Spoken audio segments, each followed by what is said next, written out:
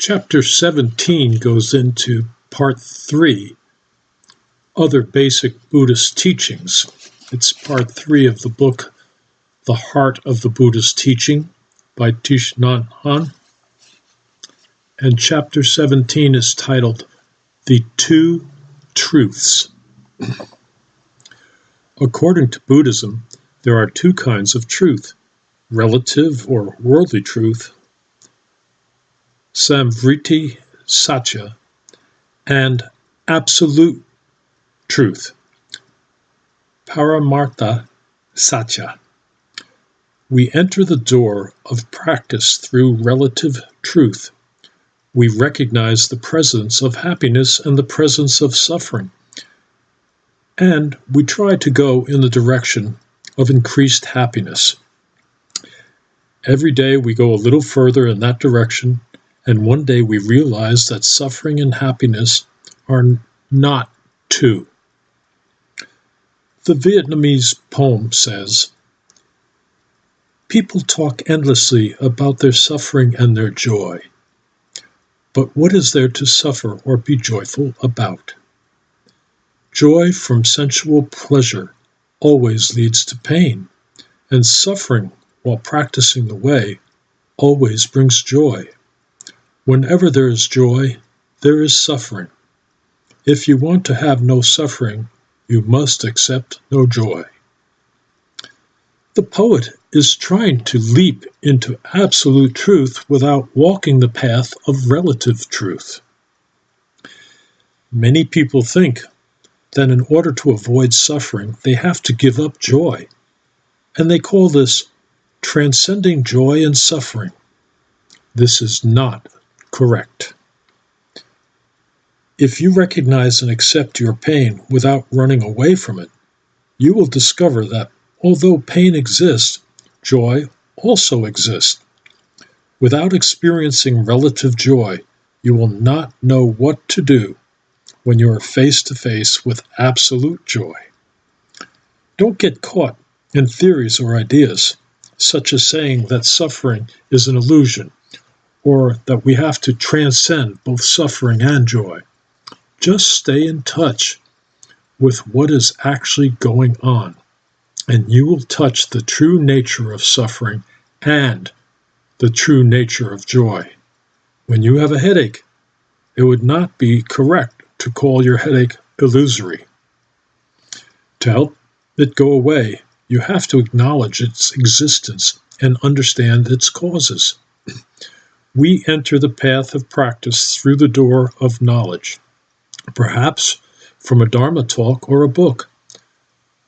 We continue along the path, and our suffering lessens little by little. But at some point, all of our concepts and ideas must yield to our actual experience. Words and ideas are only useful if they are put into practice.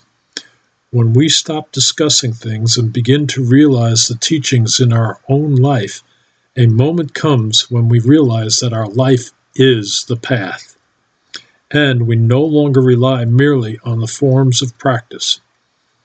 Our action becomes non-action, and our practice becomes non-practice.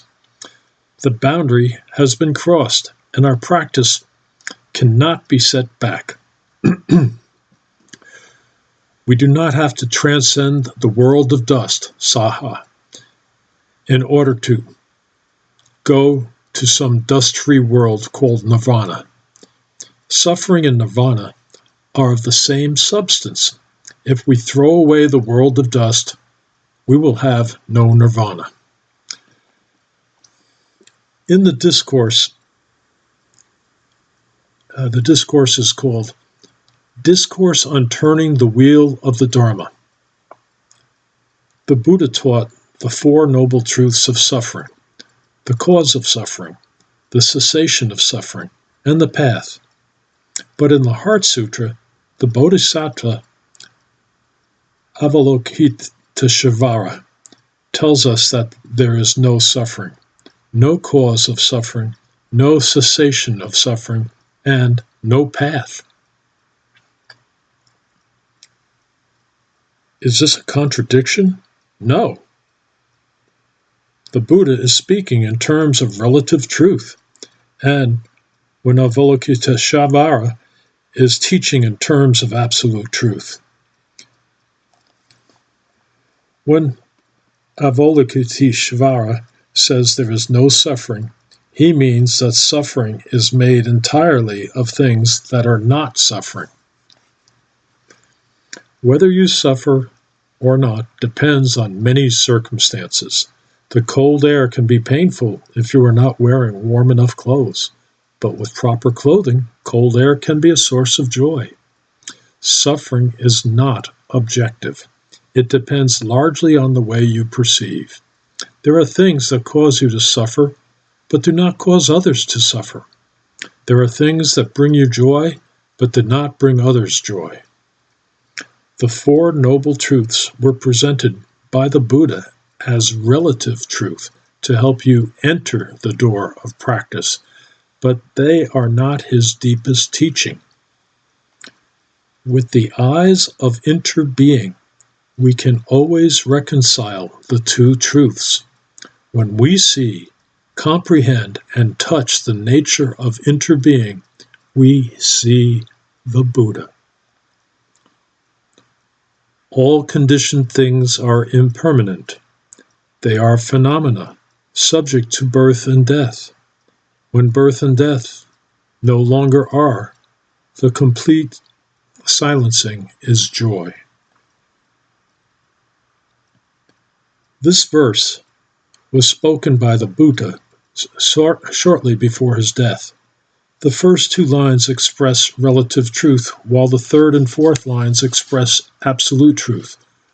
All conditioned things includes physical, psychological, physiological phenomena. Complete silencing means nirvana, the extinction of all concepts. When the Buddha says the complete silencing is joy, he means that thinking, conceptualization, and speaking have come to an end. This is the third noble truth in absolute terms. The Buddha recommends that we recite the 5 remembrances every day. Here they are. 1. I am of the nature to grow old. There is no way to escape growing old. 2. I am of the nature to have ill health. There is no way to escape having ill health. 3. I am of the nature to die. There is no way to escape death. 4. All that is dear to me and everyone I love are of the nature to change. There is no way to escape being separated from them. 5. My actions are my only true belongings. I cannot escape the consequences of my actions. My actions are the ground on which I stand. The 5 remembrances help us make friends with our fears of growing old, getting sick, being abandoned, and dying. They are also a bell of mindfulness that can help us appreciate deeply the wonders of life that are available here and now. But in the Heart Sutra, Avalokiteshvara teaches that there is no birth and no death. Why would the Buddha tell us that we are of the nature to die if there is no birth and no death? Because in the 5 remembrances, the Buddha is using the tool of relative truth. He is well aware that in terms of absolute truth, there is no birth and no death. When we look at the ocean, we see that each wave has been a beginning and an end. A wave can be compared with other waves, and we can call it more or less beautiful, higher or lower, longer lasting or less long lasting. But if we look more deeply, we see that a wave is made of water. While living the life of a wave, it also lives the life of water. It would be sad if the wave did not know that it is water. It would think, someday I will have to die. This period of time is my lifespan, and when I arrive at the shore, I will return to non-being. These notions will cause the wave fear and anguish. We have to help it remove the notions of self, person, living being, and the lifespan if we want the wave to be free and happy. A wave can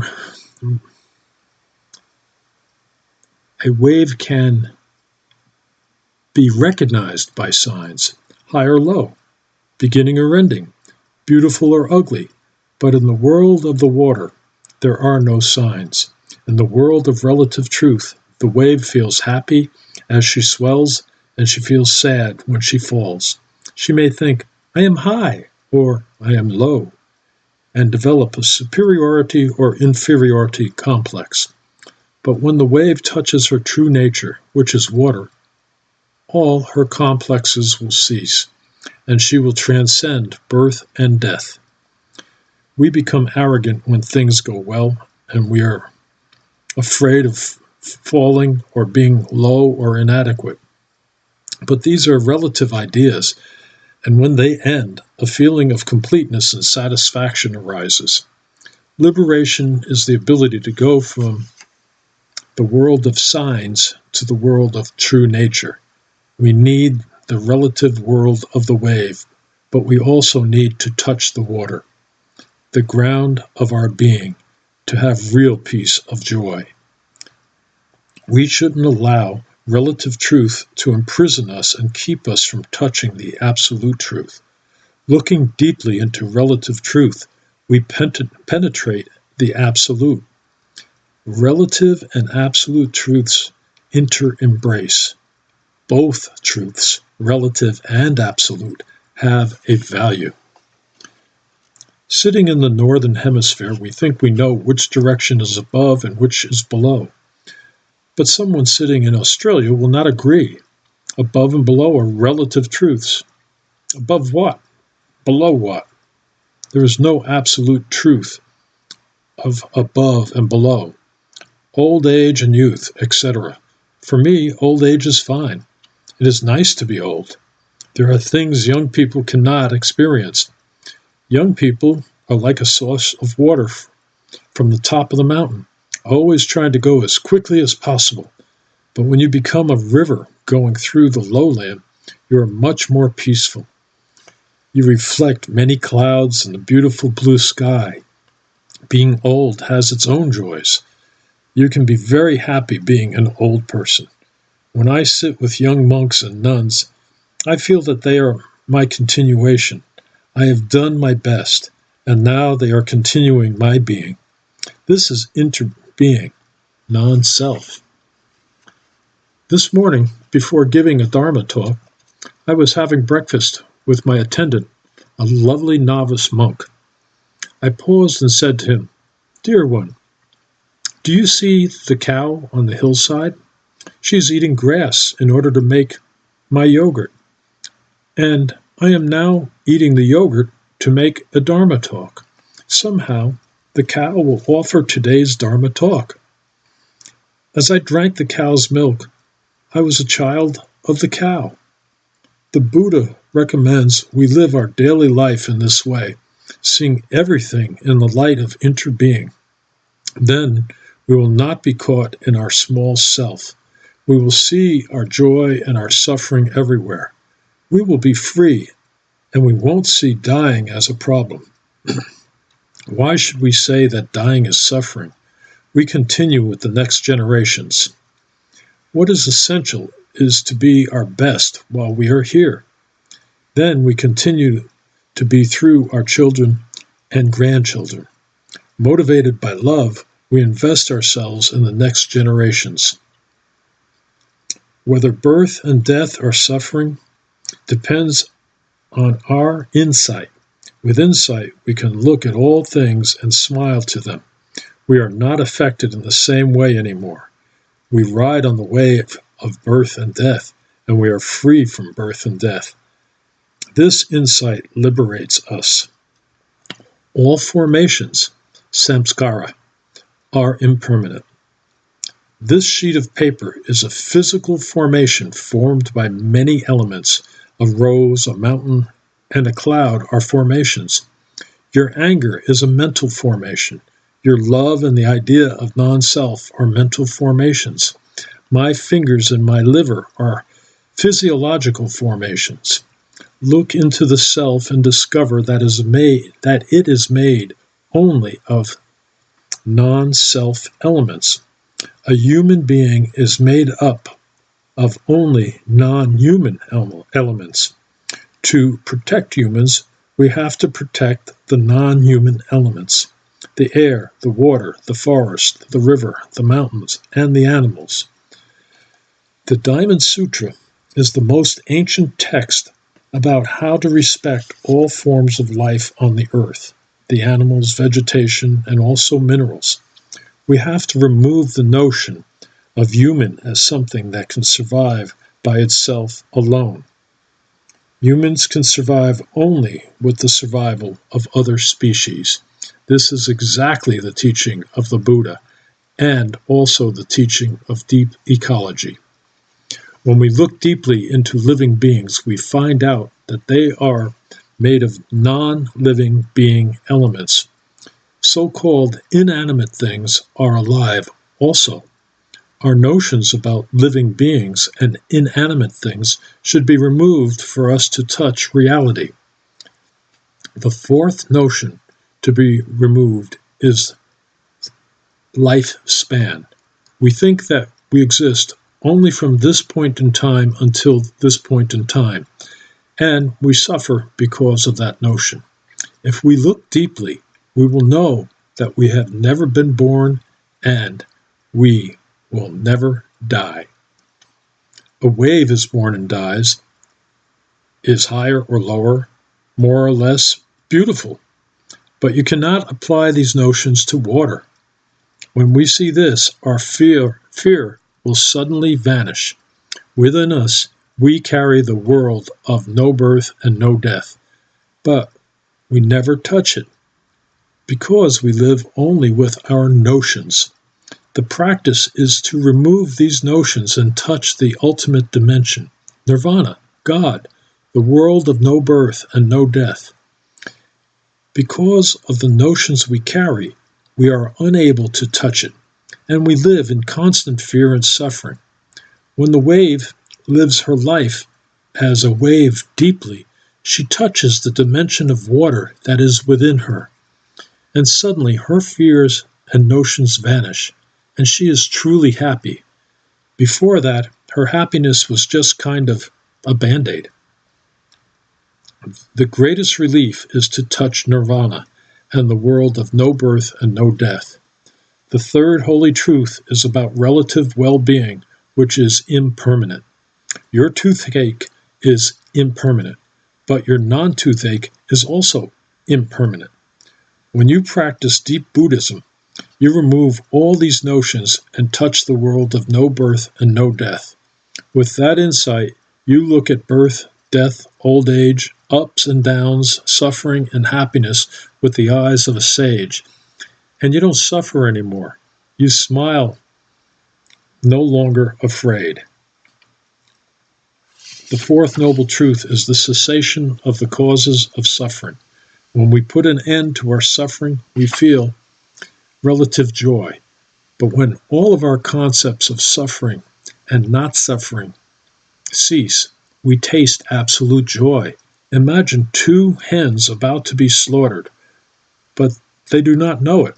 One hen says to the other, "The rice is much tastier than the corn. The corn is slightly off." She is talking about relative joy. She does not realize that the real joy of this moment is the joy of not being slaughtered, the joy of being alive. When we practice the four holy truths in the dimension of relative truth, we obtain some relief. We are able to transform our suffering and restore our well-being. But we are still in the historical dimension of reality. The deeper level of practice is to lead our daily life in a way that we touch both the absolute and the relative truth. In the dimension of relative truth, the Buddha passed away many years ago, but in the realm of absolute truth, we can take his hand and join him for walking meditation every day. Practice in a way that gives you the greatest relief. The wave is already water. To enter the heart of the Buddha, use your Buddha eyes, which means your insight into interbeing. Approach the heart of the Buddha in the realm of absolute truth, and the Buddha will be there with you.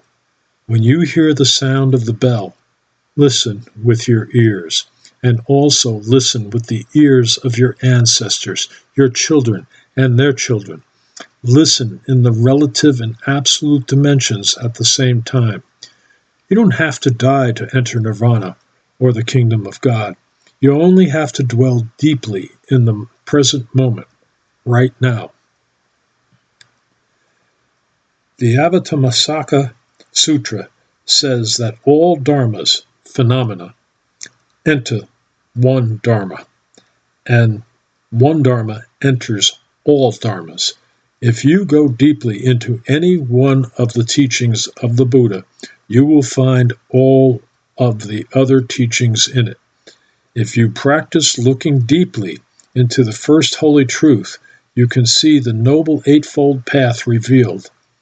Outside of the first holy truth, there cannot be any path, holy or unholy. That is why you have to embrace your suffering, hold it close to your chest, and look deeply into it. The way out of your suffering depends on how you look into it. That is why suffering is called a holy truth. Look deeply into the nature of the path using your Buddha eyes. The truth of the path is one with the truth of suffering. Every second I am on the path that leads out of suffering. Suffering is there to guide me. That is why it is a holy path. This book began with the sentence, Buddha was not a god, he was a human being. What does this mean? What is a human being? If the trees and the rivers were not there, could human beings be alive? If animals and all other species were not there, how could we be? A human being is made entirely of non-human elements. We must free ourselves of our ideas of Buddha and human beings. Our ideas may be obstacles that prevent us from seeing the Buddha. Dear Buddha, are you a living being? We want the Buddha to confirm the notion we have of him. But he looks at us, smiles, and says, a human being is not a human being. That is why we can say that he is a human being. These are the dialectics of the Diamond Sutra. A is not A. That is why it is truly A. A flower is not a flower. It is made only of non-flower elements.